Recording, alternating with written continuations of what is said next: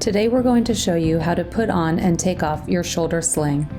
Keep your operative arm relaxed to avoid activating your shoulder muscles. Slide your hand and forearm into the sling with the bolster or pillow against your body. Then loop the shoulder strap up and over your head to rest on the opposite side.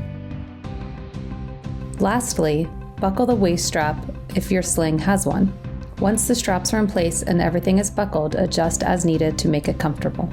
To take your sling off, reverse the process by first unbuckling the waist strap, then carefully slide the shoulder strap over your head, then slide the sling off your arm, keeping your operative shoulder relaxed.